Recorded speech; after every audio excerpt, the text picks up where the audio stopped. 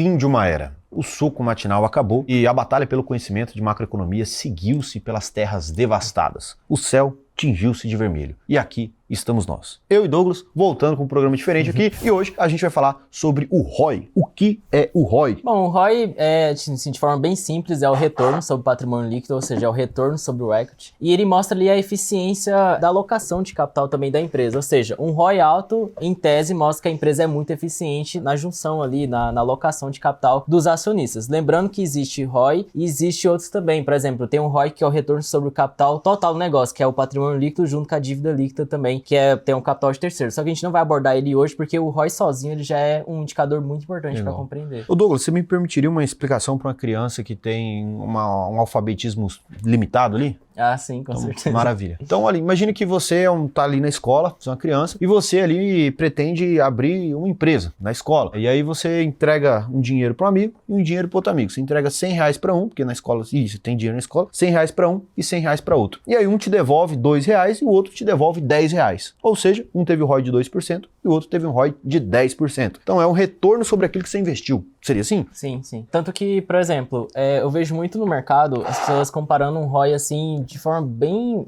Assim, pega um ROI de uma empresa... Bem vagabunda. Pega um ROI de uma empresa do setor bancário, por exemplo, e compara com uma empresa industrial. Só que aí que a gente tem que analisar a parte do patrimônio líquido, né? Porque o patrimônio líquido de empresas industriais tem muito capital tangível, né? O que seria o capital tangível? É como se fosse aqui mesa, o mouse, o computador. E tem empresas que, depois dessa a nossa economia hoje é uma economia mais tecnológica, ou seja, tem mais a parte digital. E tem muitos ativos intangíveis, né? Aqueles que você não vê, mas você sabe que existe. Então, contratos, patentes também, você tem esses ativos que você não vê, mas você sabe que gera receita para a empresa. Então, às vezes, o ROI dessas empresas, o patrimônio líquido é um pouquinho reduzido e o ROI é muito alto. Então, é importante você comparar também os setores para ser mais eficiente ali também. Então, o que você está querendo dizer aí, nessa audácia sua de argumento, que necessariamente a gente precisa comparar uma empresa do mesmo setor com outra empresa do outro setor. Sim. Que eu não posso pegar 5 devs, desenvolvedores que têm uma empresa de tecnologia e falar que eles geram um ROI maior do que uma empresa que é uma indústria que tem um monte de coisa. Seria isso? Exatamente. E outra coisa também é o momento que essa empresa também está vivendo, né? Porque você tem empresas que são mais maduras, né? Você chega na sua maturidade. Então, por exemplo, não tem condições de você exigir um ROI de uma empresa que, por exemplo, uma Ambev que já tem um market share robusto no mercado brasileiro de cerveja, tem mais de 70%. Obviamente, o ROI dela vai ser estável, não vai ser uma empresa que está iniciando agora de uma startup. Então, é importante também você ver esses critérios também antes de avaliar também um ativo. Até porque o ROI, ele leva em consideração a última linha, que é a margem de lucro. Inclusive, a gente tem uma discussão para depois que eu quero perguntar para o Douglas aqui. Se ele leva a última linha, tem empresa que já está madura o suficiente para dividir ali, dar os dividendos e tudo mais, e tem empresa que está em cash burn. O que é cash burn? Tô queimando dinheiro para ganhar market share, ou seja, tô queimando dinheiro para ganhar mais espaço no mercado. Vou explicar isso de uma maneira mais simples para vocês. Então imagina que a gente tem 2 tapiocarias na cidade. Uma já é uma tapiocaria muito antiga lá, e todo mundo já come nela e tudo mais. Ela já está na fase de dividir lucro. Só que aí tem uma tapiocaria nova. Ela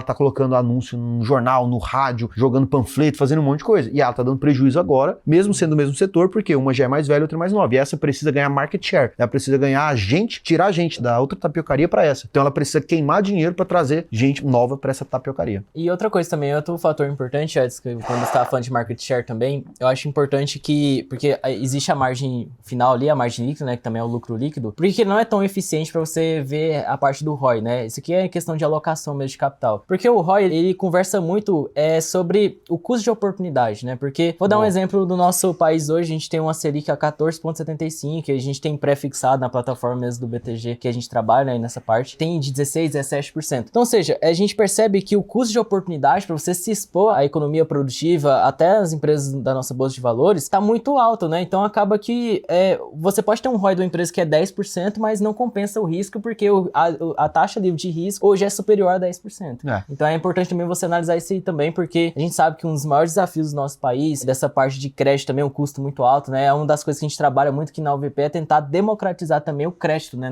Nas instituições, né? Porque isso também ajuda muito no crescimento dessas companhias. Douglas, tu me permitiria uma explicação para uma criança semi-alfabetizada que consegue ler, mas não interpretar, sobre o que é o custo de oportunidade? Sim. Maravilha? Estou autorizado a Tá fazer? autorizado. Tá autorizado pelo Douglas Ribeiro. Vou fazer agora uma explicação. Imagina, pessoal, que eu e o Lucas vamos abrir aqui uma empresa nova, uma empresa seguinte, a gente vai fazer ali uma loja de venda de Tadalafila para quem é calvo, porque tem uma correlação aí. E aí, tem um monte de calvo ali, né, na região ali do Vila Nova, e a gente vai fazer ali uma venda, montar uma loja somente de venda de Tadalafila, até para incentivar a taxa de natalidade ali, que é muito importante também para a pirâmide do INSS. E aí, a gente pensa, pô, vamos montar e comprar ali 100 mil reais de Tadalafila, comprar ali um espaço e tudo mais, tudo isso vai custar pra gente 200 mil reais. E aí, a gente coloca 200 mil reais. Nesses 200 mil reais, final do ano a gente vai ver a margem de lucro que deu, e deu ali 20 mil. Aí você fala, pô, deu 20 mil reais, né? Pô, beleza. Quanto que é 20 mil? É 10%. Então, final do ano, do investimento que a gente colocou, voltou 10%. Isso quer dizer que a gente ganhou? De acordo com o custo de oportunidade, não. Por que, Douglas Ribeiro?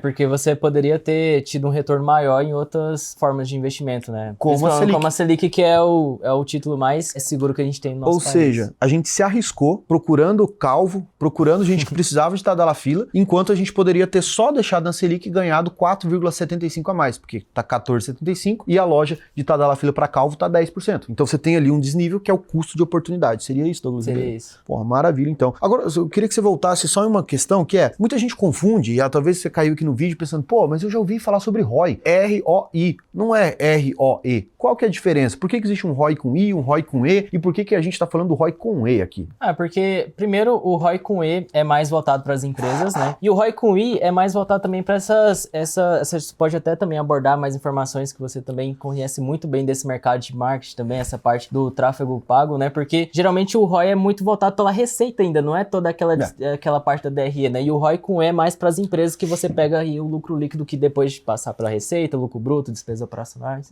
Então, é como se fosse assim. Então, se você caiu aqui, tem o ROI com I. O que é o ROI com I? É ROI de marketing.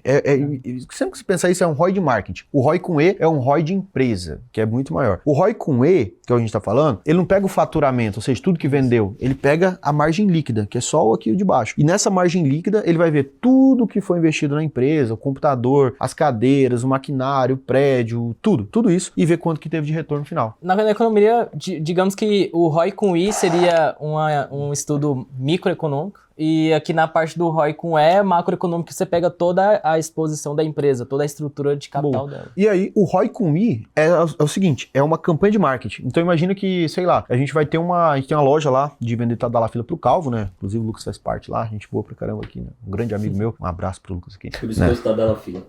Eu não vou entrar nesse tema aí do Lucas por questão de ética da minha pessoa. Então olha que interessante, o Lucas ali, ele precisa de trazer mais clientes, né? Trazer mais calvos ali pra comprar Tadalafila. E aí ele fala, pô, tô aqui no Vila Nova, eu preciso de outro bairro ali. Ele começa a ir ali, sei lá, no Jardim Goiás, aqui em Goiânia, começa a entregar panfleto. E aí ele gasta R$1.000 de panfleto para entregar. Esses R$1.000 de panfleto trazem R$3.000 em vendas de Tadalafila. Dessa forma, cada R$1 trouxe R$3 de vendas. Isso é um ROI com I. Ou seja, que é um return on investment, ou seja, um retorno sobre aquele investimento. Eu investi R$1.000 de panfleto, me voltou R$3.000 de vendas, ou seja, vendas totais, não é margem líquida. E aqui que tá uma pegadinha. Eu vejo muito gestor de tráfego enganando o cliente fazendo o seguinte, ele pega o ROI assim, ó, ele pega o retorno daquela campanha e o faturamento total. Aí não faz sentido. É o retorno daquela campanha. Porque imagina, você vai lá e faz esse ROI, coloca um panfleto, aí o outro ali ele vai lá e divulga no rádio, o outro divulga ali. Se você não conseguir medir da onde que tá vindo, você não sabe qual que deu o retorno. Entende? Isso é um ROI específico. Até a Red Bull mesmo, nas suas políticas de publicidade, ela tem que mensurar o gasto que ela tem na parte de marketing comercial em vários... Porque, por exemplo, ela tem clube de futebol, ela tem empresas na Fórmula 1, né? Que são aquelas... Esqueci agora o nome, montadores? Que são aquelas... Fórmula 1? De Fórmula 1, são aqueles carros, a Red Bull. Também tem canal no YouTube. Então, ou seja, para cada segmento existe um ROI, existe um gasto ali de investimento para atrair mais pessoas até para consumir ainda mais os seus produtos. Mesmo que seja o famoso awareness, que é consciência, ou seja, coloca um outdoor. Eu não sei quantas vendas deu daquilo, mas eu preciso de alguma forma tentar metrificar isso. Tive mais pesquisas naquele bairro, tive mais pessoas daquela região me procurando, então existem formas. Mas tudo isso que a gente tá falando é outro ROI, é o ROI com I, que é muito buscado também. Se você tá afim desse vídeo aqui, é outra coisa. Inclusive a gente pode voltar e falar sobre isso, se vocês comentarem, derem um bom nome para esse canal, para esse programa nosso aqui, que vem ao ar possivelmente na segunda-feira. Agora, o ROI com E, ele é diferente. O ROI com E, ele leva a margem líquida e tudo que foi investido na empresa. E aí eu pergunto pra você, Douglas, não é meio estranho você usar a margem líquida? Porque dentro da margem líquida você pode ter ali amortização, depreciação, tu pode ter tanta coisa que não tem a ver com a operação sendo embutida pra baixar o preço ou pra subir o preço. Não é meio estranho a gente usar o ROI? Não, exatamente. Tanto que o ROI é sempre importante você usar ele com outros indicadores também, né? Porque a gente sabe que na contabilidade, depreciação e amortização não tem efeito caixa, por exemplo, que é uma das contas que vale na DRE. O que seria a amortização, né? Seria aquela desvalorização do ativo intangível, e depreciação realmente é a desvalorização mais dos ativos tangíveis. Então acaba que tem empresas, como empresas, por exemplo, de telecomunicação, a Vivo mesmo faz muito isso. Ela tem uma depreciação e uma amortização tão alta que às vezes ela gera mais caixa do que ela gera de lucro líquido. Por isso que ela tem um payout, que é a parcela do lucro líquido superior a 100%.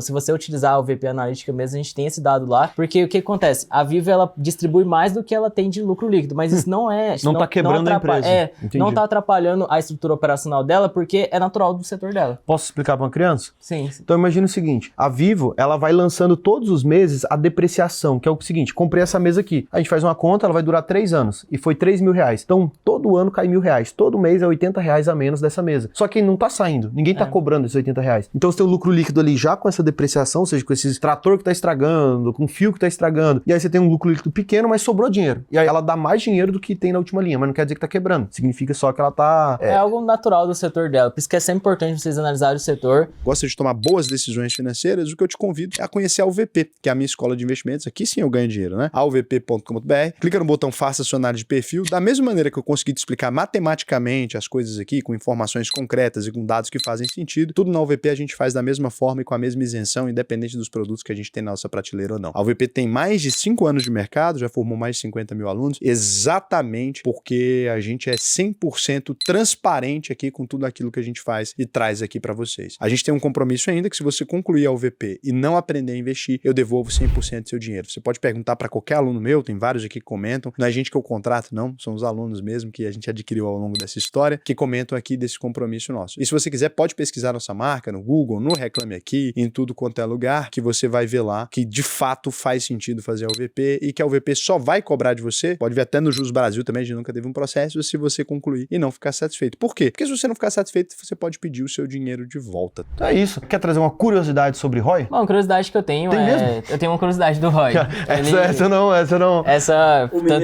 Tanto que um trabalho da conclusão do meu curso de contabilidade, eu falei sobre o ROI no modelo TCC, Dupont. você fez ROI? Eu falei sobre ele. Caraca. E o modelo Dupont, ele foi criado da empresa Dupont Corporation, que era um engenheiro da época, usou ali o ROI para... Ele decompôs o ROI em 3 fatores. Giro do ativo, alavancagem financeira e também margem líquida, que é a que a gente também então estava ele dividiu. Então ele dividiu, porque vai ter empresas... Por exemplo, a Vivara. A Vivara tem uma margem líquida maior e ela vende menos do que uma empresa, por exemplo... Esse aqui é um exemplo meu, um pouquinho mais extremo, mas, por exemplo, uma Renner e uma Vivara são empresas de varejo. Só que a Renner vende mais, tem um giro do ativo mais no seu estoque, porque é natural do setor dela, às vezes você tem um valor muito alto ali de faturamento. Só que a Vivara tem uma margem líquida tão alta que ela compensa a parte ali da venda menor. Ou seja, porque ela vende joias. Isso. Então, joias assim, você não tem um estoque um volume muito alto de vendas, mas quando você vende, você compensa uma margem maior porque você também tem um produto que tem maior valor agregado. Ou seja, a Vivara vende menos em quantidade, mas a margem do seu produto é maior, então ela consegue ter uma margem parecida ali. Isso. Não parecida, porque ele depende de vários fatores, mas uma margem alta. Essa é a minha curiosidade do ROI pelo modelo Dupont. Pessoal, então vamos lá. Qual que é o nome desse programa? Se você chegou até aqui, talvez você veio do Soco Matinal. Se não veio, seja muito bem-vindo a esse programa aqui. A gente precisa de um nome para esse quadro. Amanhã vai ter, acho que talvez um vídeo do Malheiros, depois vai ter um vídeo de outros cupinchas nossos aqui. Mas o melhor programa, sem sombra de dúvida, é o meu do Douglas aqui, né? Sensacional. Só que a gente precisa de um nome, então joga nos comentários aí o melhor nome, porque a gente vai fazer a lista dos melhores nomes ali, né? E vamos tirar lá fora e pegar o pior. É isso. Fechou? Um abraço para vocês aí. Um beijo. Até mais. É isso. Sem beijo, né? O negócio de beijo é meio foda, né?